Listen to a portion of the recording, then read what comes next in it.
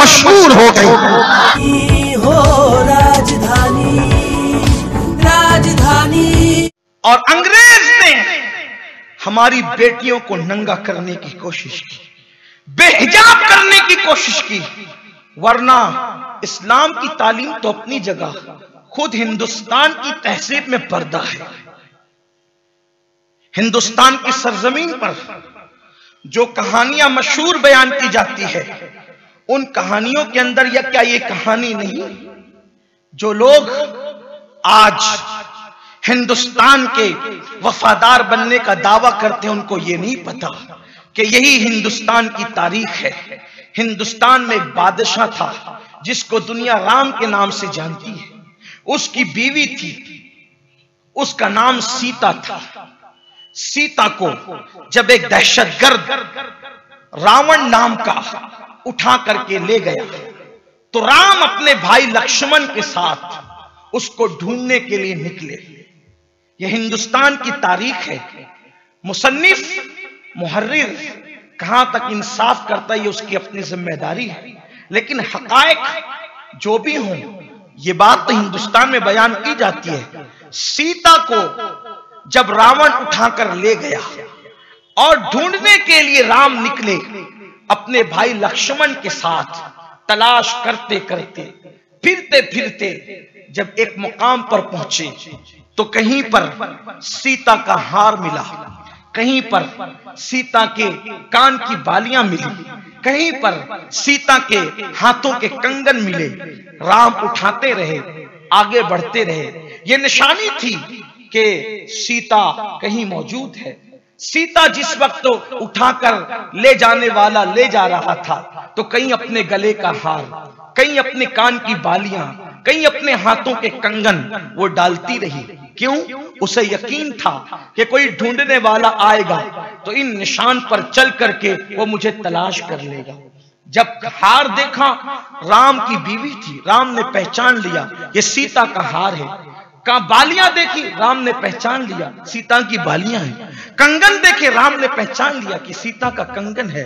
लेकिन जिस वक्त पाजेब की बारी आई, तो लक्ष्मण ने अपने भाई राम से कहा, भैया ये तो भाभी का पाजेब है, ये तो भाभी का पाजेब है। मौर्रिक लिखता है कि लक्ष्मण से पूछा गया कि तुमने अपने भाभी का हार नहीं पहचाना, तुमने अपनी भाभी की कान की बालियां नहीं पहचानी, तुमने अपने भाभी के कंगन नहीं पहचाने, तुमने अपने भाभी के पाजेब ही कैसे पहचाने? हालांकि भाभी का हार भी तो पहचाना जा सकता था, भाभी की कान की बालियां भी तो पहचानी जा सकती थी, भाभी के हाथ के कंगन भी तो पहचाने जा सकते थे, लेकिन तुमने कुछ नहीं पहचाना, पाजेब भी क्यों पहचाना? तो लक्ष्मण ने अपने भाई राम से कहा कि मैंने अपने भाभी के पाजेब के पैरों के सिवा उसके पूरे वजूद को कभी नहीं देखा था।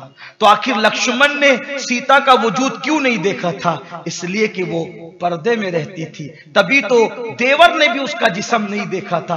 अब आपसे पूछना चाहता हूं, तो जो औरतों को बेपर्दा करना चाहते हैं, वो सीता और राम के भी वफादार नहीं है, वो उनके भी गद्दार है, वो मुल्क के भी गद्दार है, और वो अंग्रेजों के एजेंट है। इसलिए कि इस्लाम तो पर्दे की बात करता ही करता है, इसलिए कि इस्लाम गैरत का और गैरत वालों का मजहब है। लेकिन पर्दे की बात तो हिंदुस्तान की पुरानी तहजीब भी करती है। अगर आज से आप 10-20 साल पीछे जाकर के देखें तो अल्लाह अकबर, जो लोग मुसलमान औरतें नहीं हैं, उन लोगों का भी ये हाल था कि वो हमारी गलियों में अगर झाड़ू देने के लिए आती थी तो वो भी घूंघट डाल करके, चेहरा छुपा करके आती थी। आप लोगों ने अपनी माथे की आंखों से ये मंजर देखा होगा। तो हमारे मुल्क की गंगा जमनी तहजीब में भी तो पर्दा है। अगर आज लोग पर्दे की मुखालफत कर रहे हैं तो हिंदुस्तान की गंगा जमनी तहजीब की भी मुखालफत कर रहे हैं। लेकिन अल्हम्दुलिल्लाह हिंदुस्तान की मिट्टी में हया है, गैरत है, हिंदुस्तान की मिट्टी के अंदर जो है अल्लाह अकबर, औरतों के साथ मोहब्बत है, उल्फत है, प्यार है। लेकिन मैं उस बच्ची को सलाम करता हूं कि दर्जनों गुंडे एक तरफ चीख रहे हैं और वो बच्ची पर्दे की पाबंदी के साथ सैयदा ज़ैनब का किरदार लोगों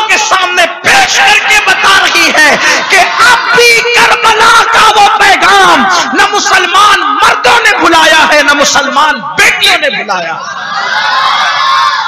जो अल्लाह के नाम में कितनी ताकत है कि उसने 3 मरतबा अल्लाह अकबर कहा और एक गुमनाम घराने की बच्ची चंद सेकंड में पूरी दुनिया के अंदर मशहूर हो गई। मालेगांव मुस्तफा भंगार बाजार डायमंड कारपेट होलसेल रेट में यहाँ पर कारपेट दिया जाता है।